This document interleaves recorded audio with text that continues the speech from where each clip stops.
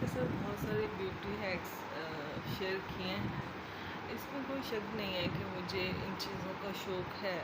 شوق نہیں ہے، میں نے آپ سے پہلے بھی بات کی کہ میرا فیس بہت زیادہ پمپلس والا تھا، اور مجھے جو پمپلس تھے وہ بلڈ والے نکلتے تھے، پیپ والے نہیں ہوتے تھے، جس میں پس نہیں پڑتی تھی۔ جب میں اس کو دباتی تھی نا تو اس میں وہ ہوتی تھی، بلڈ ہوتا تھا، وہ بہت درد کرتے تھے، بہت زیادہ۔ تو اس دور میں نا وہ نہیں تھے، جیسے اب ہم چلے جاتے ہیں اسکن اسپیشلسٹ کے پاس، اور کافی چیزیں اب تو آ گئی ہیں۔ اس وقت کسی نے کہنا بیٹنا ویٹ لگا لو، ایک اور کریم تھی، مجھے ابھی تک اس کا نام ہی نہیں آ رہا، وہ بھی ایک میں نے لگائی پھر، لیکن یہ چیزیں نہیں ہٹیں گی وقت کے ساتھ ساتھ، ابھی بھی نکل آتے ہیں، لیکن وقت کے ساتھ ساتھ یہ کم ہو گئی ہیں تھوڑی سی زیادہ۔ وہ میٹابولزم کا سسٹم تھوڑا سلو ہو جاتا ہے پھر آہستہ آہستہ زندگی کا۔ میں نے زندگی آپ سے شاید بہت حد تک شیئر کر چکی ہوئی ہوں، اور مجھے یہ کہنے میں بہت اچھا لگتا ہے کہ مجھے لگتا نہیں، مجھے فیل ہوتا ہے کہ یہ جو یوٹیوب ہے نا، یہ میری فیملی ہے۔ میں یہ فیل لے کے زندہ رہنا چاہتی ہوں، اور میرے دماغ میں کوئی نگیٹیوٹی مت لائے کہ یوٹیوب میری فیملی نہیں ہے۔ میرا دل کرتا ہے کہ میں یہاں پہ وہ سب سچ بول کے جاؤں کہ جو لوگ جھوٹ بولتے ہیں۔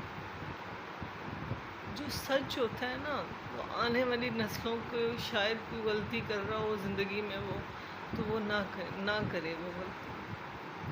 میری زندگی میں سب سے بڑی غلطی کہ میں نے صبر ان چیزوں پہ کیا جن پہ کرنا ہی نہیں چاہیے تھا۔ دوسری غلطی یہ تھی کہ جب بولنے کا موقع تھا، جب بولنا چاہیے تھا، تب بھی نہیں بولا۔ تیسری غلطی یہ تھی کہ زندگی نے بہت سارے موقع دیے، جابس کے، ہر جگہ پہ اللہ تعالیٰ نے کامیابی دی، پیپرز میں، مطلب سی ایس ایس میں بھی ہو گئی سلیکشن، ہو گئی ایم ایڈ کے پیپر جب ہو سو سیٹس آئیں اس میں بھی مطلب میں پاس ہو گئی، لیکن ہر جگہ پر میں اپنے سسرال کی سیاست نہیں سمجھ سکی۔ تو بچے یہ سیاستیں سمجھ کے رکھنا۔ مجھے کہا جاتا تھا لو جی بچے ہم نے کہ تیریاں پڑھائیاں تے افسر بننا ہے ہمیں۔ ہر بندہ سسرال میں کھایا پیا عیش کیا۔ میں دوستوں کے کپڑے پہنا کرتی تھی، مجھے یاد ہے، میں اتنے تو میں گھر سے بھی نہیں پہنتی تھی، امی بہت اچھے کپڑے پہناتی تھیں۔ تو میری جٹھانی نے مجھے کہا کرنا کہ وہ 30,000 کا ایک جوڑا لیتی تھی بریزے کا، تو اتنا ڈفرینس تھا۔ ان کے پاس گاڑی تھی، گاڑی بھی میرے جیٹھ کی تھی، اس میں میرے بھی ہسبینڈ کے کچھ پیسے ڈلے ہوئے تھے، اتنا فرق تھا بہت ساری چیزوں پہ۔ لیکن میرے ابو کہا کرتے تھے کہ میں نے ابو سے جا کے بہت روتی تھی کہ ابو جی یہ میں کیسے زندہ رہوں گی؟ تو مجھے کہتے تھے پتر کہ تیرا جو بیٹا ہے نا یہ تجھے 20ویں اسکیل پہ لے گیا۔ شاید وہ، میں سمجھتی ہوں کہ وہ مجھے زندہ رکھنا چاہتے تھے کہ کہیں کسی ڈپریشن میں نہ چلی جائے۔ میں اسی خواب میں زندہ رہی، اتنے فرق کے ساتھ۔ میری نندے میرے سامنے ہی 6,000 کے سوٹ لاتی تھیں، اور میں 200-250 کے سوٹ میں خوش ہو جاتی تھی۔ میں نے آج تک کبھی برانڈ کے کپڑے نہیں پہنے، اور خان کی کمائی جو تھی وہ مہینے کی منتھلی 6-7 لاکھ تھی، جو مجھے بتائی نہیں جاتی تھی۔ کتنے پیسے آتے ہیں مجھے نہیں بتائے گئے۔ میرے کمرے سے اے سی کو اتار لیا گیا اور میں نہیں بول سکی۔ میرے گھر سے کئی پنکھے اتار لیے گئے، میں نہیں بول سکی۔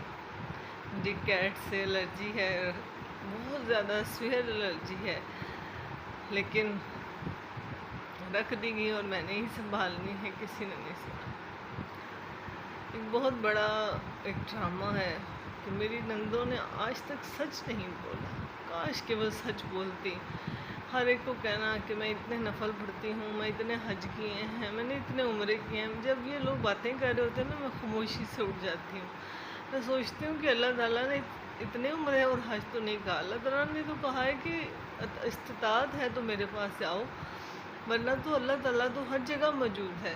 اگر کوئی بچی کنواری ہے یا کوئی اور مسئلے ہیں، ان لوگوں حقوق اللہ تو آپ پورے کر رہے ہو، لیکن حقوق العباد آپ کے لیے پورے کرنا بہت ضروری ہے۔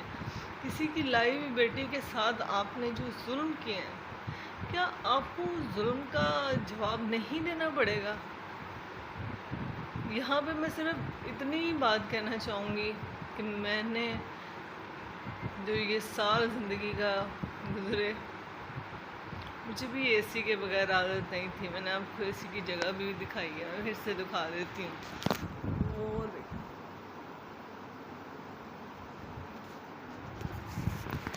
یہ ہے گنڈا گردی جناب. اور میری امی نے پنکھے بھی مجھے دیے شادی پہ، چارپیں تھیں وہ بھی دی تھیں، لیکن مجھ سے زیور تھا، جو میرا اپنا ذاتی زیور تھا. شادی والے دن کہا گیا جی 67 تولے سے زیور پہنا ہے. یقین کریں 2 گھنٹے کے لیے جسم کے ساتھ لگایا ہوا. اسی وقت تھوڑی دیر بعد نند نے کہا اب یہ نا لاکر میں رکھ دیتے ہیں، چور پڑ جائیں گے. بلکہ جو امی نے پہنایا تھا میں نے وہ بھی دے دیا.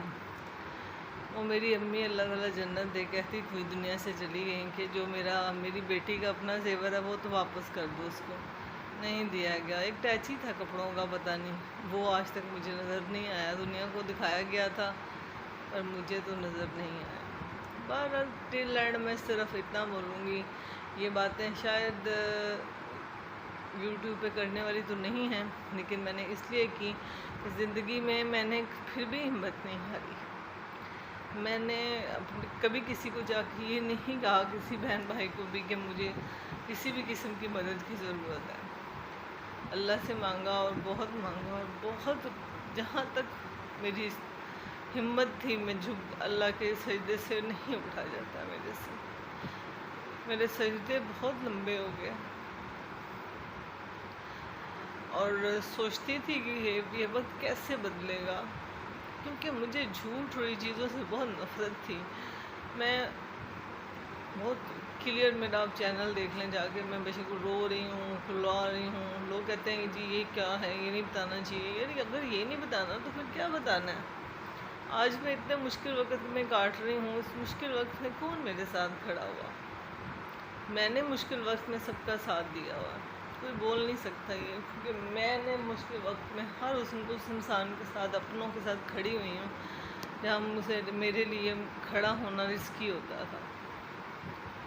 میں نے زندگی کی جنگ بہت مشکل لڑی ہے. بس آخر میں اتنا سی بات کہوں گی کہ میرے پاس کچھ سمجھ نہیں آئی. ٹل اینڈ میرے پاس صرف یہی آپشن تھا کہ میں یوٹیوب، سوشل میڈیا کی طرف آ جاؤں، کیونکہ سوشل میڈیا میں بہت سارے ایسے پلیٹ فارم ہیں جہاں پر کمایا جا سکتا ہے. میں اب یہ نہیں کہہ سکتی کہ میں آپ سے یہ کہوں گی تو آپ کہیں گے شاید میں یہ سٹوری سنا رہی ہوں. اللہ کو حاضر ناظر جہان کے جناب، اللہ تعالیٰ تو دیکھ رہے ہیں نا. وہ کیا کہتے ہیں، انسان اپنی قبر کو خود ہی تیار کر رہا ہے کہ میں کتنے سچ بولتا ہے، جھوٹ بولتا ہے، گالیاں نکالتا ہے. تو اس لیے بس میری ایک ریکویسٹ ہے چھوٹی سی کہ مجھے اس جگہ تک لے جائیں کہ مجھے کسی کی ضرورت نہ رہے. جب تک یہ میری سانسیں چل رہی ہیں، ابھی میں نے آپ کے ساتھ کوئی صحت کے حوالے سے بات نہیں کی، بہت سویئر کیس میں بن چکی ہوں صحت کے حوالے سے، بہت رسک پہ چل رہی ہوں. بس میں یوٹیوب پہ اتنا کہنا چاہوں گی کہ مجھے اس لیول تک چاہیے کہ میں اپنی زندگی کی جنگ لڑ سکوں، کیونکہ میرے پاس اب وہ رشتے نہیں ہیں جو نہ دعا کر سکتے ہیں نہ ہیلپ کر سکتے ہیں. ماں بھی چلے گی، باپ بھی چلا گیا. زندگی اب ایک کمرے میں سال سے گزر رہی ہے اور ہمت میں نے بہت کی. کنٹینٹ میرے پاس نہیں ہوتا تھا. میں نے ہمیشہ آپ کو کہا کہ میں بلاگنگ کس چیز کی کروں، کیا دکھاؤں، لیکن سچ بولنا بھی بہت ضروری تھا. میں نے بہت کوشش کی کہ جو اچھے یوٹیوبرز ہیں میں ان سے بات کروں. میں شاؤٹ آؤٹ تو نہیں چاہتی تھی بالکل بھی کسی سے، لیکن میں ان سے یہ تھوڑا سا جاننا چاہتی تھی ضرور کہ مجھے تھوڑا سا گائیڈ کر دیتے. ظاہر ہر چیز کا ایکسپیرینس ہوتا ہے نا. جیسے میرے پاس ایجوکیشن کا ایکسپیرینس ہے، اگر آپ مجھ سے پوچھو گے تو میں بہت سارے ٹپس بتا سکتی ہوں کہ جس سے نمبر زیادہ آتے ہیں. تو اس ولاگ کو دیکھنے کے بعد اگر دل مانے گا تو میری یہ بہت ریکویسٹ ہے کہ مجھے جتنا ہو سکتا ہے سبسکرائب کیجیے گا، اور جہاں تک ہو سکتا ہے میرا واچ ٹائم پورا کروائیے گا. اور میرے پاس ان چیزوں کے الفاظ نہیں ہیں. جتنا میں ڈھکے چھپے الفاظ میں اپنے سارے مسئلے بتا سکتی تھی کہ اے سی تک اتروا لیے جائیں، کمرے پنکھے تک مطلب میرے سے اتروا لیے جائیں، تو میں کیسے زندگی کو بسر کروں؟ میرے پہ ایسے ایسے جھوٹے الزام لگے ہیں کہ آپ کہیں گی کہ آپ نے خاموشی کیوں اختیار کی؟ میں نے خاموشی اس لیے اختیار کی کہ میرے پاس میں نے اپنے اللہ سے اور اپنے ماں باپ سے سیکھا ہے کہ جب دنیا نہیں نہ سنتی تو اللہ پہ چھوڑ دیتے ہیں، میرے معاملات اللہ کے سپرد ہیں۔